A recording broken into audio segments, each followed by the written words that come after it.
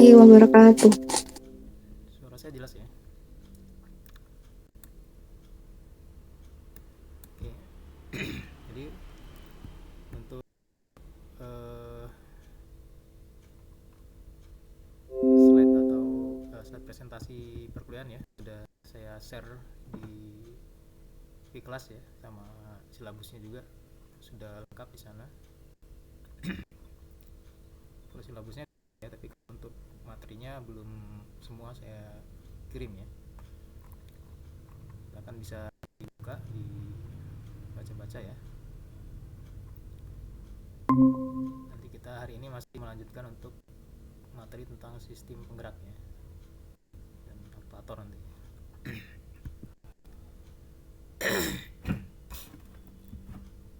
Mungkin sebelum kita mulai ada pertanyaan untuk materi yang sebelumnya.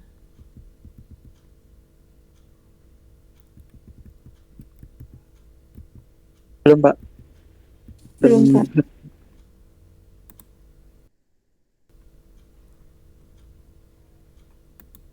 Oke, kemarin kita sudah bahas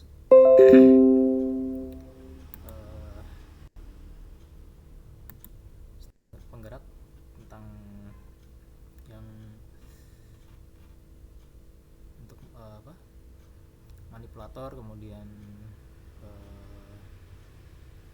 yang beroda ya.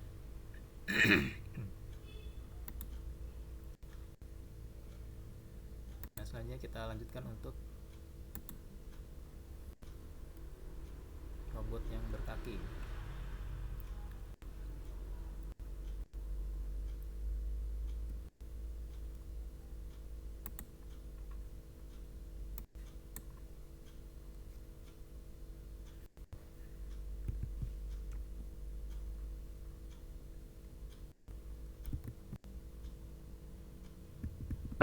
Pak, sebelumnya izin bertanya, Pak. Ya, silakan. Untuk terkait free class, bagaimana, Pak ya? Soalnya kami belum dapat key-nya. Login, belum bisa login atau gimana? Belum dapat Pak, kayaknya kuncinya. Oke nya. Sebentar.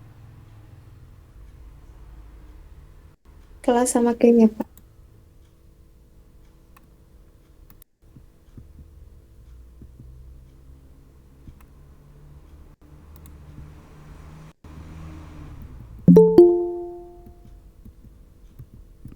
Saya cek dulu ya.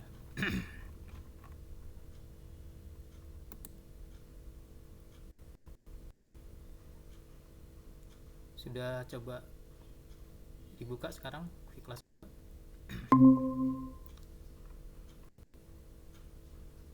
Ya, Pak, ini sedang saya buka, Pak.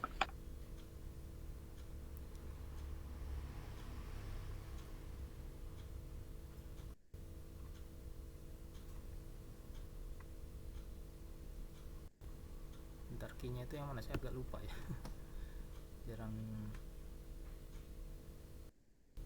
Sebentar, saya cari dulu.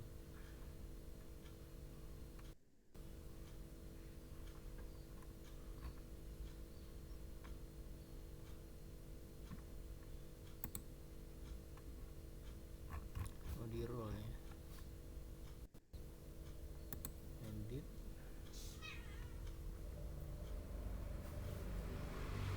Untuk nama mata kuliahnya robotika PTI atau gimana, Pak? Mohon maaf sebelumnya. Saya kirim linknya aja ya. Kalinya, baik, Pak.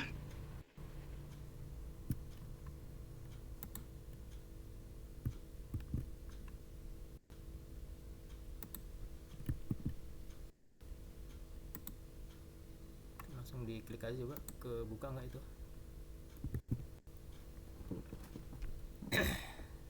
Bisa di ini nggak? Tampil nggak isinya?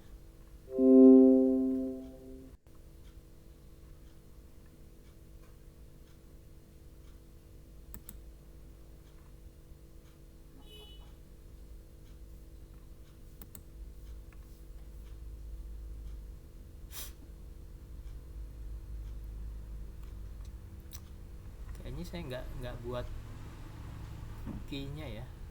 Coba dibuka. dibuka, belum bisa nggak?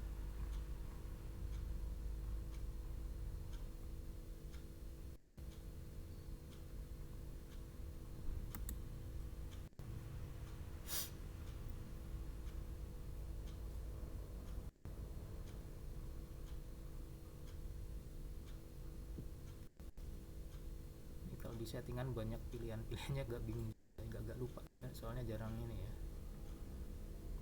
enroll ya, enroll.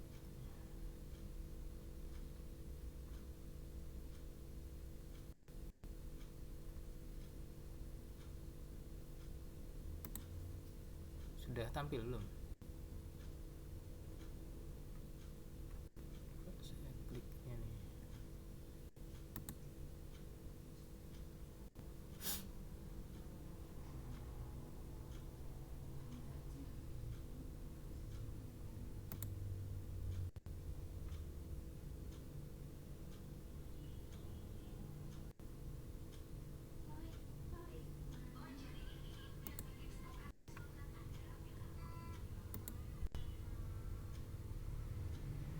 Sudah Pak, sudah bisa.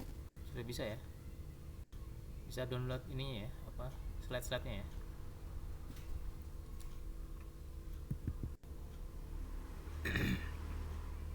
Biasanya sih kalau enrollnya nggak saya atur-atur ya, nggak pakai Kiki, yang agak repot juga ngaturnya ya. Yang penting materinya bisa diambil gitu. Oke, kita Iya, Pak. lanjutkan ya. Baik, Pak.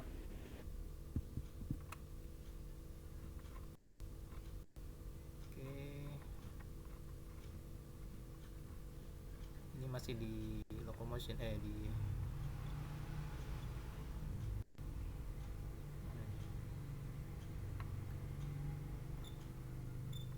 locomotion ya, tentang robot berkaki ya.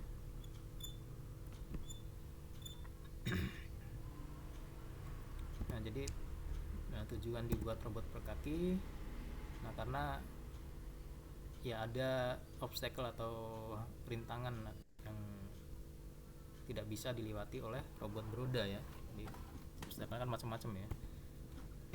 Nah, kemudian juga ya, ya tentu saja itu akan meningkatkan manuver ya.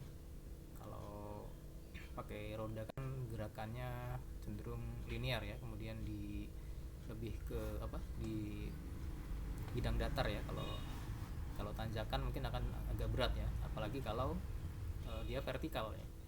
Nah, kalau vertikal sangat sulit ya kalau menggunakan robot beroda ya. Itu perlu dibuat robot yang berkaki ya, tidak dibatasi oleh bidang datar tadi ya. Kemudian bervariasi ya, bentuk-bentuk kakinya macam-macam ya.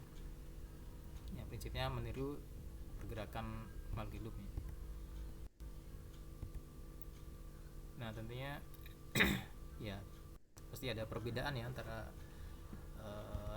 robot beroda dengan robot berkaki. Nah, yang pertama lebih kompleks ya. Kalau robot beroda kemarin ya sederhana aja, tinggal dipasang motor ya, dan dihubungkan gear ke roda, udah selesai gitu. Nah, sementara kalau robot berkaki ya nanti terkait degree of freedomnya ya, derajat kebebasan nanti. Nah, yang sangat prinsip ya, kalau robot berkaki itu bagaimana untuk menjaga kestabilan ya, terutama untuk robot yang biped ya, yang dua kaki ya. Kalau yang lebih dari kedua kaki ya cenderung lebih stabil ya. Nah, tapi terkadang kan kita perlu juga membuat robot yang berkaki dua ya. Nah, tentunya kecepatan lambat ya dibandingkan dengan robot beroda ya kalau di bidang datar ya.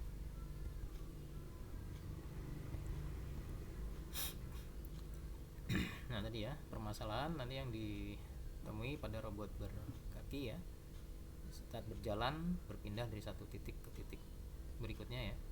Kemudian masalah keseimbangan ya, bagaimana supaya center of gravity ya, pusat dari gravitasinya itu stabil ya.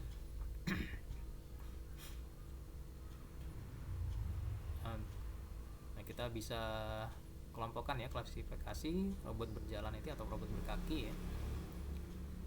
Nanti dari yang pertama faktor keseimbangan ya, nanti bisa statis atau dinamis ya. Kemudian nanti itu kita lihat juga nanti menentukan jumlah kakinya ya. Kalau statis biasanya kakinya banyak ya. Nah, kalau yang kakinya cuma 2 itu ya perlu yang dinamis ya. Kemudian derajat kebebasan, degree of freedomnya, masing-masing kaki itu gimana terkait joint sama link ya. Kemudian energi yang digunakan, kemudian bagaimana gaya berjalan dan cara berdirinya. Nah, ini ada bidang pergerakannya, ada 3 bidang ya, yang sagittal, frontal, dan transverse ya. Nah, ini bisa dilihat di gambarnya ini. Ini merupakan untuk melihat daerah kerja ya dari pergerakan dari robotnya nanti. Nah, kalau yang di pedal ini pergerakannya dilakukan di bidang sagittal ini ya.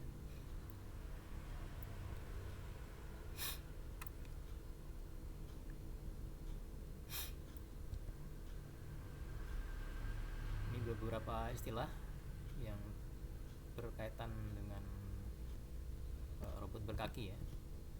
Ada gait tadi ya, cara berjalannya ya, pola pergerakan kaki, dan swing pace ya, ketika kaki di udara ya, dan stand pace ketika kaki dijakan.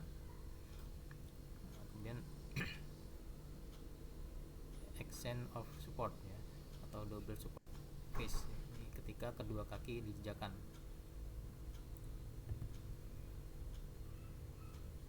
Nah, ini bagian-bagian dari robot di pedal nih. Nah, ini ketika tahap berjalan ya, ada pre-swing phase, kemudian swing phase, nah, kemudian stance phase ya. Nah, ini masing-masing ada hitungan untuk nanti kestabilannya. Kemudian tipe gaya berjalan ya, ada mammalian stance, Attila stance, sama Sprague stance. Nah, kalau mammalian stance ya, dia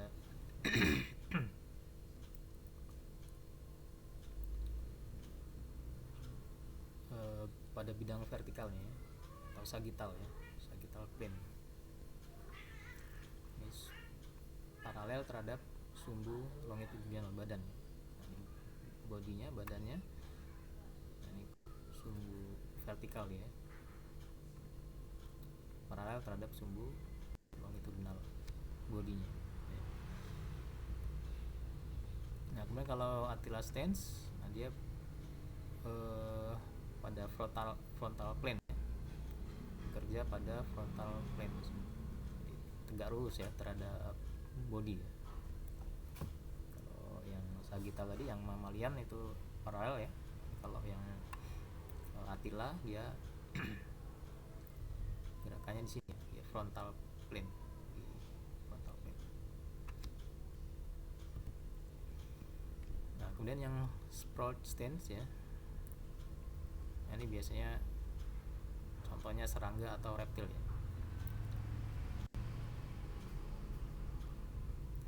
Nah, di horizontal atau transverse plane.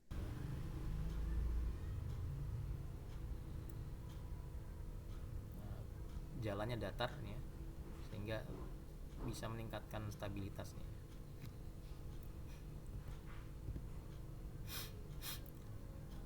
Nah, kemudian tadi keseimbangan, ada yang statis, ada yang dinamis.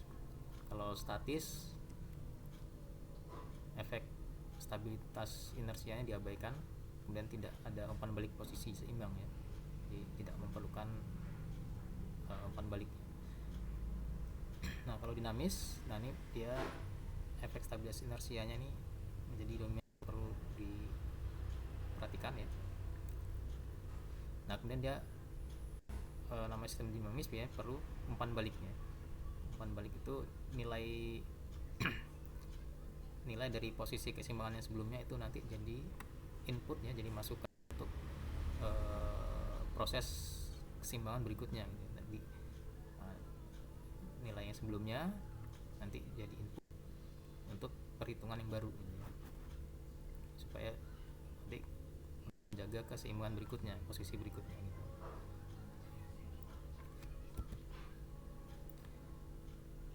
Nah, kenapa robot itu bisa stabil secara statis ya? Nah, tadi ya, paling tidak dia punya 3 kaki yang menahan pusat gravitasi.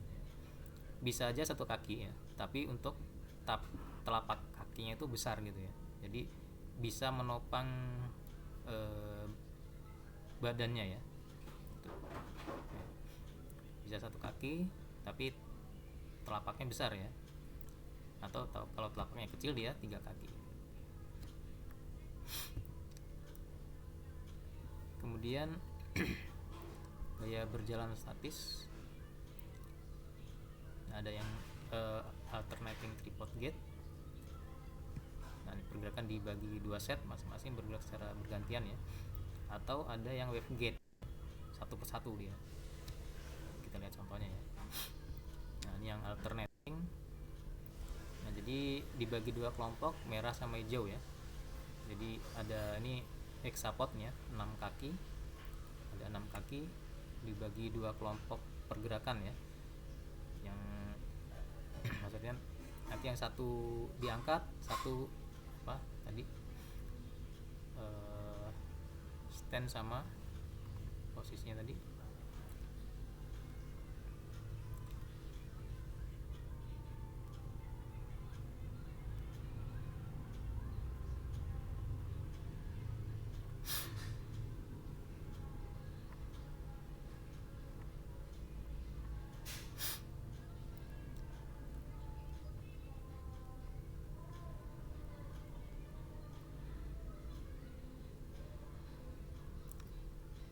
Stand sama swing ya.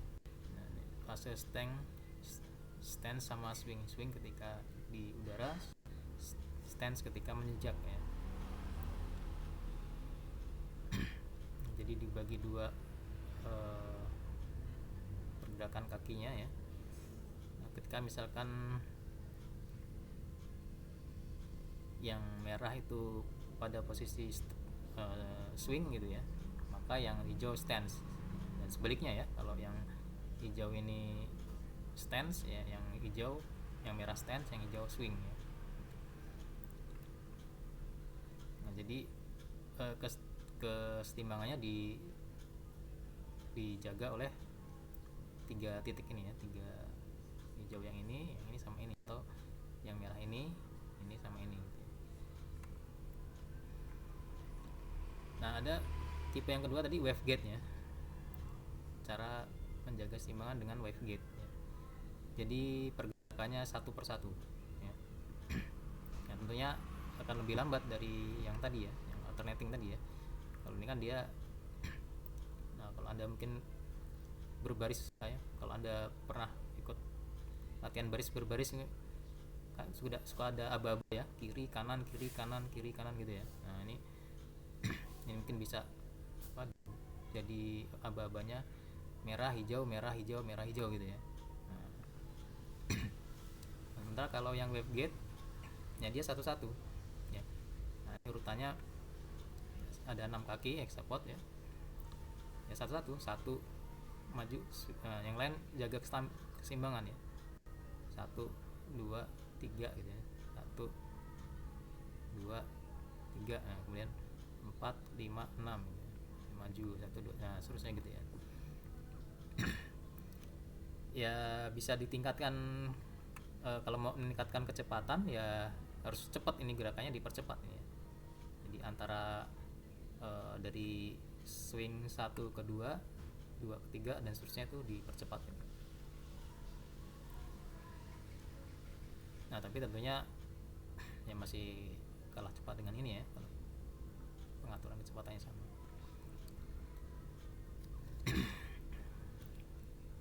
Nah, kita lanjutkan ya.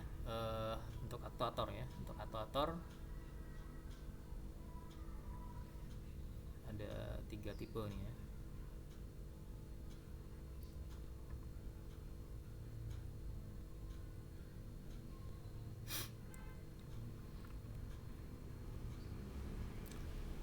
Nah, jadi untuk menggerakkan robot, nah tadi udah selesai ya ini ya.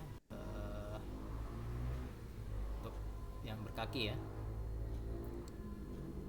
Mungkin sebelum kita lanjutkan aktuator ada pertanyaan, silakan. Nah, aktuator ini untuk penggeraknya ya.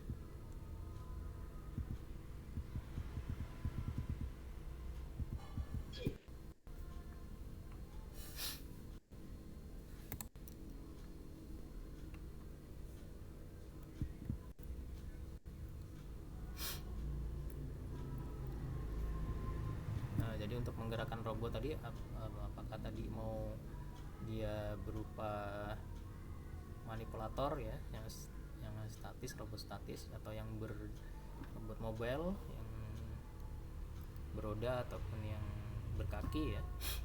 Nah, ini dia perlu yang namanya aktuator ya, atau penggerak ya. Nah, nanti penggerak itu ada 3 jenis. Bisa digerakkan secara hidrolik ya, bisa pneumatik, bisa elektrik ya, electrical ya. Nah, kalau hidrolik sama pneumatik ini sama, dia menggunakan prinsip kerja tekanan fluida ya, fluida statis ini ya. Kalau Anda mungkin belajar fisika dulu masih ingat fluida statis, ada hukum Pascal ya di sana. Nah, hukum tekanan sebanding dengan gaya ya. Semakin tinggi gaya ya, semakin kebanyakan gaya semakin besar tekanan ya. Masih ingat ya hukumnya ya. Kemudian elektrik ya, ini yang menggunakan listrik tentunya. Ini perbandingan ketiganya ya, kalau dilihat dari torque nya, force nya ini. Nah, hidrolik ini paling tinggi ya. Nah, makanya dia biasanya digunakan untuk mesin-mesin yang besar ya, kayak traktor gitu ya, atau apa namanya, eskavator ya, atau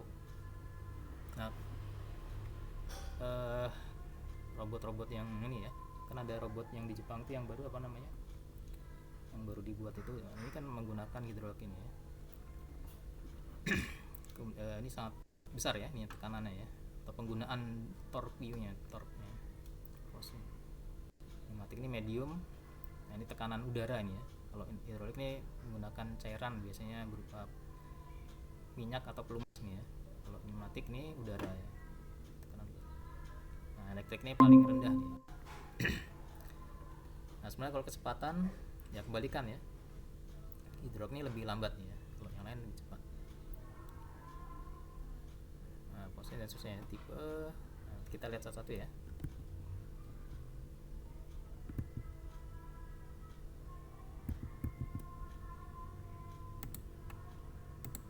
Ya, slide dulu.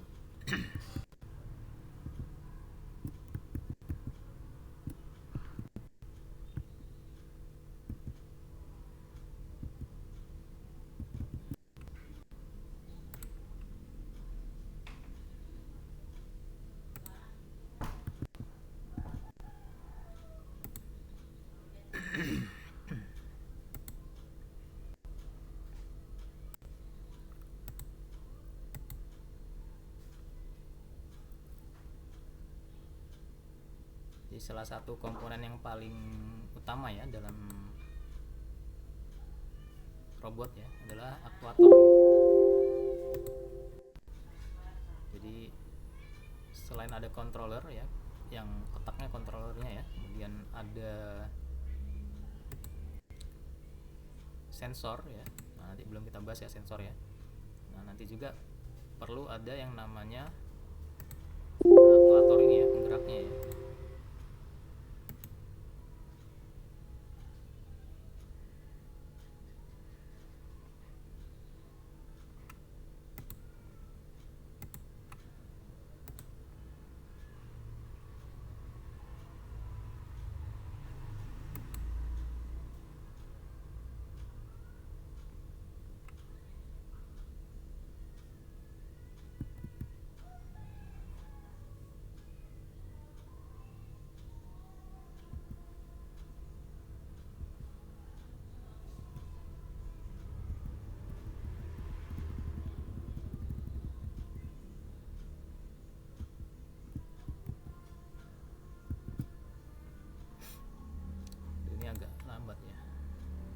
keluar dulu ya. Ini saya refresh dulu aja.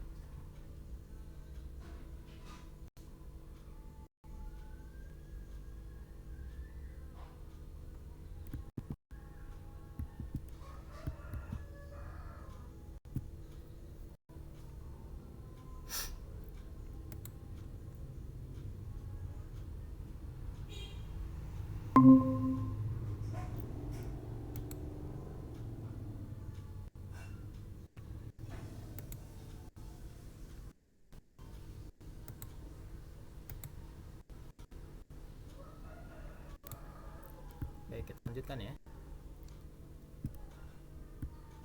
Iya, Pak. Sudah tampil belum nih?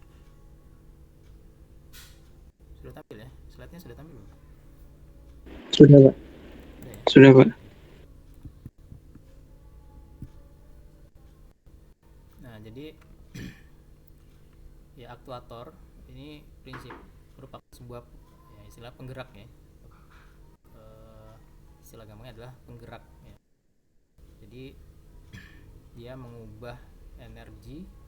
Nah, ini tidak hanya listrik ya, jadi bisa berupa ini juga tadi ya, hidrolik dan pneumatik menjadi mekanik ya. Prinsipnya nanti dia mengubah menjadi gerakan.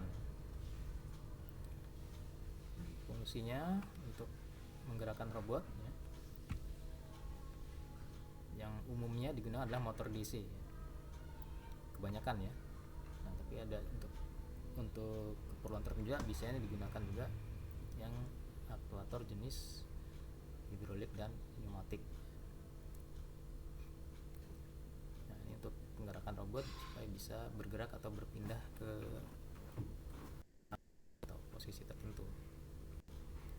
Nah, tadi ada 3 macam ya, ada 3 jenis aktuator. Ada yang pneumatik, kemudian hidrolik, dan elektrik. Nah, kalau yang pneumatik dan hidrolik ini dia menggunakan prinsip fluida statis tadi ya. Nah, ini prinsip kerjanya. Jadi kita mengingat lagi ya, ini cara kerja dari sebuah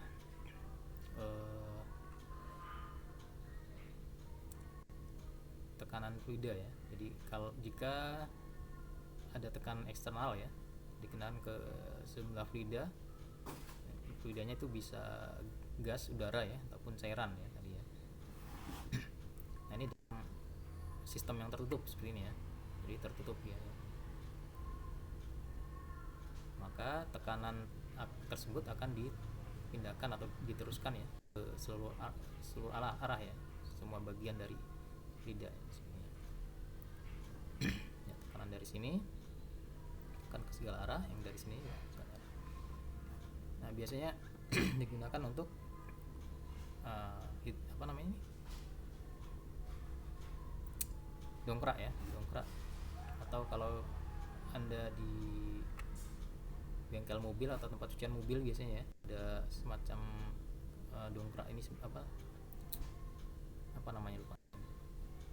Jadi untuk ngangkat mobilnya ya. Jadi dibuat sistem seperti ini. Nah, kalau yang butuh energi besar biasanya dia menggunakan cairan ya. Kalau yang kecil biasanya ini menggunakan udara atau gas.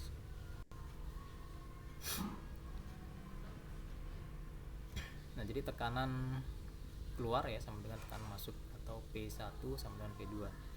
Nah, terus tekanan P ini F ya, gaya per luas ya, luas penampangnya ini. Nah, kalau untuk satu ini ya, nah, kalau ada dua penampang ya di sini ya, dua bagian ini ya, inputnya ya. Nah, maka rumusnya dari ini ya.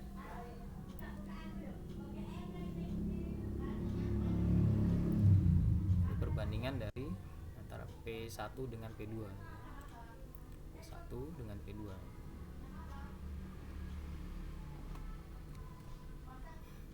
Nah, ini untuk tadi jenis aktuator yang menggunakan hidrolik dan pneumatik ya. Jadi menggunakan prinsip tekanan fluida statis ya. Nah, kalau untuk motor ya, motor elektrik, yang elektrik itu menggunakan motor DC ya. Itu nanti ada dua, ada yang motor DC biasa, ada yang BLDC ya, yang bladeless ya, bladeless DC. Mungkin kita lihat video dulu ya. Saya siapkan dulu videonya.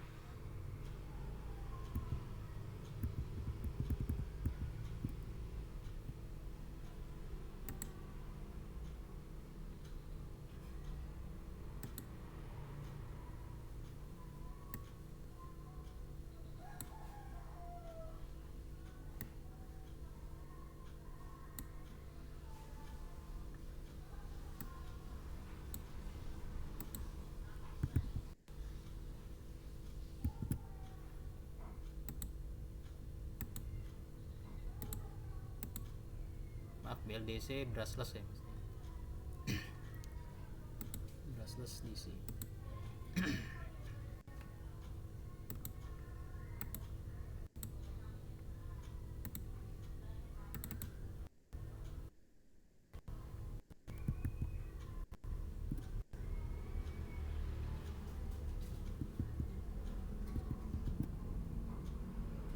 If you look around your house, you will see many devices that have electric motors, such as kids' toys, table fans, toothbrushes, hair dryers, and this electric cutting knife. But how does the electric motor work? You turn it on and somehow it starts rotating. Why is that? In this video, we'll cover the basics of electricity and magnets, and then put it all together to understand how the motor works.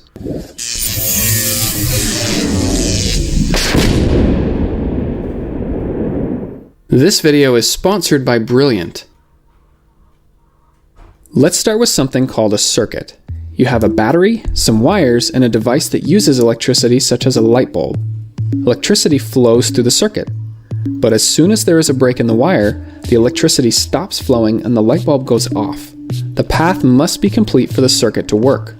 This is best done through the use of a switch. Electricity is flowing down the wire. This is called conventional flow. If we take the battery out and flip it, then the current will flow the other way. The light bulb will still work in either case, but there are some devices that will work differently depending on which way the current flows. Okay, so that's the basics of a circuit. Now let's come over here. This is a magnet. It has a north pole and a south pole, and it likes to attract other metal objects like these paper clips. If you bring another magnet towards it, opposite poles attract, and the same poles repel. The magnets don't have to be in this shape. For example, some magnets might be more flat like this. You can think of this magnet as always on, it's always working, you can't really turn it off. That's why it's sometimes called a permanent magnet.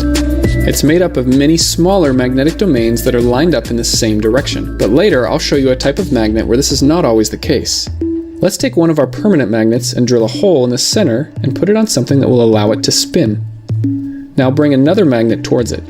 Our spinning magnet will immediately line up until opposite poles are right next to each other. Now switch out the side magnet. The same poles repel and opposite poles attract. If we keep switching out these side magnets, then our spinning magnet will just keep spinning. This concept of the spinning magnet is really important. We'll come back to it in a moment. Here's a metal bolt which is not a magnet. It's made up of magnetic domains, but they are pointing in random directions. Now let's take a wire, wrap it around several times, and then create a circuit. The current through the wires forces the magnetic domains to line up. That means we've just made a magnet, or more specifically, an electromagnet. It can do the same things that a permanent magnet can. It can pick up pieces of metal, and it has a north and a south pole which will attract or repel other magnets. But the electromagnet is special in the sense that it can be turned on or off, just like the light bulb. You can't do that with a permanent magnet. Now watch what happens when we flip the battery. The electric current was flowing this way, but now it flows the other way. This will cause the poles on our magnet to switch places. North will become south, and south will become north. This is called reversing the polarity of an electromagnet. Instead of flipping the battery, an easier way to do this is to just switch the wires. You should be aware that the electromagnet will get very hot if it's on for a while. Just a caution in case this video inspires any science projects. Let's come back to our spinning magnet. This time we'll replace the spinning magnet with our electromagnet. As soon as we connect the wires, the magnet turns on and it lines up with the side magnet. Now, in reality, connecting these wires would prevent the bolt from spinning freely, but what's important here is the concept of the spinning electromagnet. Now let's switch the wires to reverse the poles on the electromagnet. The same poles repel and opposite poles attract. Now reverse the polarity again. Same poles repel and opposite poles attract. If we keep switching the polarity, our electromagnet will just keep spinning. To make this stronger, let's bring in another permanent magnet on the side. Notice how this side has the south pole towards the center, and this side has the north pole towards the center. The side magnets work together to spin the one in the middle. This right here shows the very basics of an electric motor, but we need to make a few improvements. The two side magnets can be replaced with stronger curved magnets. And instead of a bolt with wires, we're going to use a metal loop. This is called the armature. Connect our wires and we have a circuit again. This time you can think of the electromagnet as flat like this with the south pole pointing up. Now the armature will spin until opposite poles are lined up. We can keep it spinning by switching the wires just like we did before. But this is a lot of work to sit here and manually switch these wires. We need to add something to the armature called a commutator. It's a ring with gaps on the opposite sides. The commutator will spin along with the armature. Now we connect the circuit with two brushes on the side. These brushes will slide along as the commutator spins, and they are spring-loaded so that they always maintain contact. The current flows from the wire, through the brush, the commutator ring, the armature loop, and back through the other side. Now we have our electromagnet and the armature spins. As we come around this time, the brushes will switch contact to the other side of the commutator ring. Remember, there's two brushes, so this is happening on both sides. Before the switch, the current in the armature is flowing this way.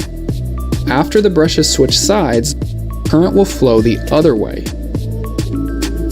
This means the electromagnet switches polarity, which will cause the armature to keep spinning. This commutator ring does the same thing as switching the wires like we were doing before, but this time it does it all on its own. It will continue to spin as long as we're connected to a battery. Disconnect the battery, no more electromagnet, and the spinning stops. Now so far we've only used one loop on the armature. This will cause our motor to have an irregular speed, and in fact, we could get stuck in this position, with the brushes halfway between commutator segments. What we can do is split the commutator ring and then add another loop. So first, the brushes are in contact with these two commutator segments, which turns on this electromagnet, which causes it to start spinning. Once we get to here, the brushes switch contact to the next pair of commutator segments, which means this loop turns off and the next loop turns on. Now this electromagnet wants to spin. The brushes switch contact and the next loop turns on. This keeps happening as our motor spins. It's almost like the loops will take turns being an electromagnet. Some electric motors will add many loops to the armature. This ensures that there will be a continuous spinning motion on the motor. This spinning force on the armature is called a torque. Stronger torque means a faster spin. there are some things we can do to improve the torque of the motor. Electromagnets are stronger when there are more wires. This is true when we wrap more wires around the metal bolt, and it's also true when each of our armature loops are made of many wires. The motor will have stronger electromagnets, which means it will spin faster. If you look at some pictures of real electric motors, you can see lots of wires wrapped around. And yes, this is the same reason. More wires wrapped around means stronger electromagnets. Another way to make this stronger is to use more electricity. Let's learn a few more terms here. The part that doesn't move is called the stator. In this case, it's the two permanent magnets on the side. These fit inside the edges of the motor case. The armature in the middle is also called a rotor. Remember, this is the part that spins. The axle goes through the middle here and then sticks out the back of the motor. What I've shown you in this video is called a DC motor. If you have a device that moves and is powered by a battery, there's a good chance there's a DC motor in it. Other types of electric motors will work a little differently than what I've shown here. No matter the type of motor, most of them will produce some type of spinning motion. Once it's spinning, we can use this to make different devices move. In this case, a kid's toy. Or even a fan that cools your room. The spinning of the motor can be converted to other types of movement, such as the side-to-side motion that we see in this fan. Or how about this electric cutting knife? Each blade is going back and forth. It all starts with the spinning of the motor to turn a gear, which then pushes these two pieces back and forth. So hopefully this video has made a few light bulbs go off in your brain. If you like learning new things, head on over to Brilliant. This is a problem-solving website and app that focuses specifically on math and Oke, jadi gitu ya prinsip kerjanya. Jadi sifat konduktor yang bisa kita ubah jadi magnet ya. Kalau dialiri kita buat dialiri listrik ya, kita buat kumparan dari konduktor, kemudian buat lilitan untuk aliran listriknya, nanti konduktornya bisa menjadi magnet ya, dan kemudian dipadukan dengan magnet itu sendiri ya, ini sebagai stator nanti ya dia, sehingga nanti akan tadi di sini ada brush ya, brush untuk aliran listriknya ya. Jadi ada bagian yang putus nyambung di sini ya, jadi dia ketika atau dia bisa berubah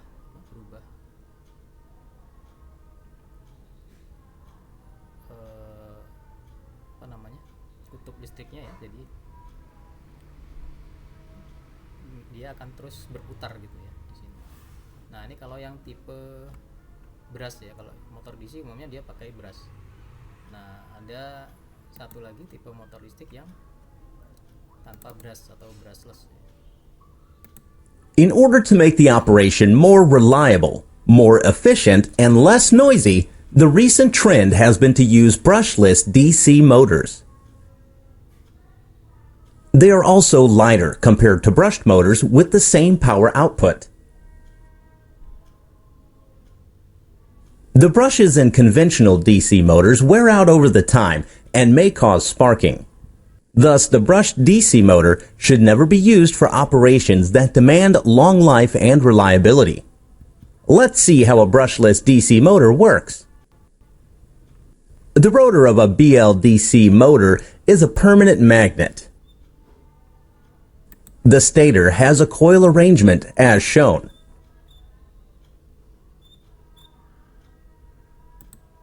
By applying DC power to the coil will energize and become an electromagnet. The operation of a BLDC is based on the simple force interaction between the permanent magnet and the electromagnet. In this condition, when the coil A is energized, the opposite poles of the rotor and stator are attracted to each other. As the rotor nears coil A, coil B is energized. As the rotor nears coil B, coil C is energized. After that, coil A is energized with the opposite polarity. This process is repeated and the rotor continues to rotate.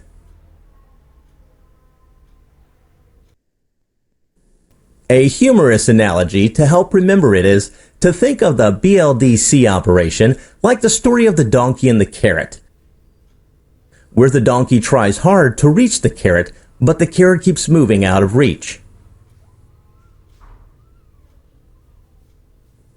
Even though this motor works, it has one drawback. You can notice that at any instant only one coil is energized. The two dead coils greatly reduce the power output of the motor. Here is the trick to overcome this problem. When the rotor is in this position, along with the first coil, which pulls the rotor, you can energize the coil behind it in such a way that it will push the rotor. For this instant, a same polarity current is passed through the second coil. The combined effect produces more torque and power output from the motor.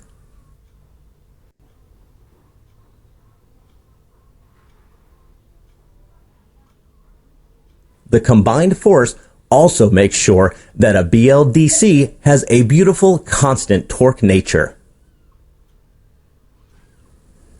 With this configuration, two coils need to be energized separately. But by making a small modification to the stator coil, we can simplify this process. Just connect one free end of the coils together. When the power is applied between coils A and B, let's note the current flow through the coils.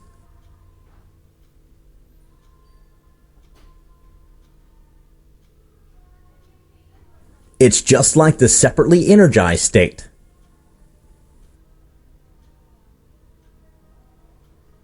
That's how a BLDC works. But you might have some intriguing doubts in your mind. How do I know which stator coils to energize? How do I know when to energize it so that I will get a continuous rotation from the rotor? In a BLDC, we use an electronic controller for this purpose. A sensor determines the position of the rotor, and based on this information, the controller decides which coils to energize. Most often, a Hall effect sensor is used for this purpose.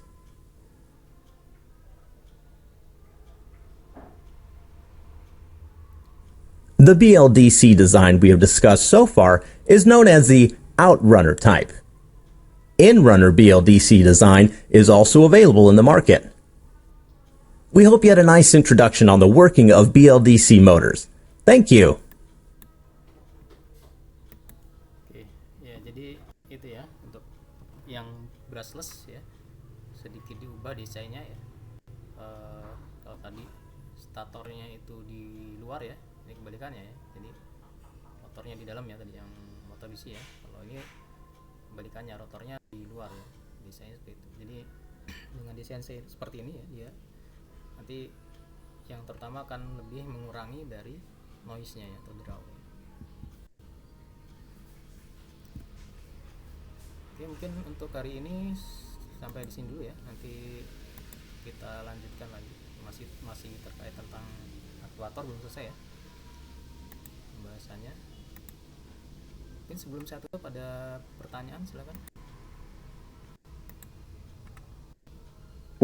Di sini bertanya, Pak. Ya, silakan, Aris.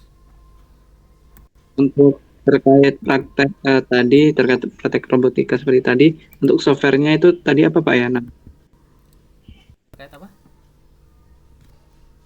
ini pengenalan software tadi, Pak. Maksudnya tentang robotika tadi Pengenalan dalam video tadi. dari video. Biar bisa belajar gitu. Kalau di video saya Biar ambil bisa belajar dari YouTube ngambilnya. di YouTube. Ini kan Kalau softwarenya namanya apa, Pak? software apa itu? Ada software terkait ini seperti perancangan robot. Oh, untuk robotika ya. Kalau untuk prakteknya kan biasanya Iya, sih Pak. pakai, kalau bikin robot biasanya pakai Arduino ya untuk hardware-nya ya. Kemudian kalau Oh, software-nya ya untuk memprogram Arduino itu ada pakai apa? Ada compiler khusus untuk Arduino ya. Banyak sih ininya, nanti mungkin kapan-kapan kita bahas ya. Atau kalau kalian memang pengen serius untuk ininya, bisa gabung ke tim Euro ya di Teknik Elektro. Nah, silakan aja main-main ke Teknik Elektro, nanti tanya-tanya Euro itu gimana, URO ya, URO. Jadi Oke Pak, baik Pak. di Unila kita punya tim robotik, itu base campnya di Teknik Elektro ya. Nah ini kebetulan nih bulan-bulan ini mereka lagi persiapan untuk ada KRTI ya, kontes robot Indonesia, kontes robot terbang Indonesia, sekitar bulan Mei Juni nanti ya. Nah, mungkin main-main aja ke sana, pasti mereka biasanya sih lagi persiapan, nanti bisa nanya-nanya, belajar di sana ya. Sebenarnya di MIPA juga ada, cuman kemarin saya minta izin ke Pak Wakil Dekan 3-nya, kalau untuk fakultas lain kayaknya belum bisa gabung gitu. Tapi mungkin nanti ke Euro aja. Kalau di sana juga lebih pengalaman sih kalau di Euro ya, di Teknik Elektro mereka alatnya lebih lengkap, dan memang mereka sudah lama ya ikut kompetisi ini gitu. Kalau di MIPA baru ini, baru 1-2 tahun ini ya. Nah, saran saya join aja ke Euro di Teknik Elektro. Nanti belajar di sana untuk praktek hardware-nya, software-nya gitu. Gitu ya Aris ya. Oke Pak, baik Pak, terima kasih. Ada lagi yang lain, silakan. Mungkin cukup ya. Oke, kalau nggak ada pertanyaan lagi, saya tutup untuk pertemuan kita hari ini. Terima kasih atas perhatiannya. Assalamualaikum warahmatullahi wabarakatuh. Waalaikumsalam warahmatullahi Waalaikumsalam warahmatullahi wabarakatuh. Terima kasih Pak.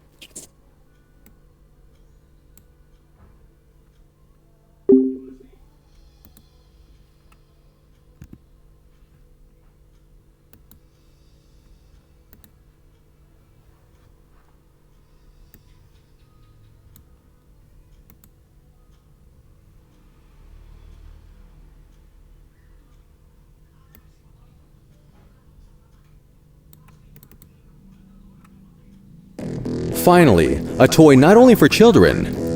At the drives for these rotors, high demands are demanded.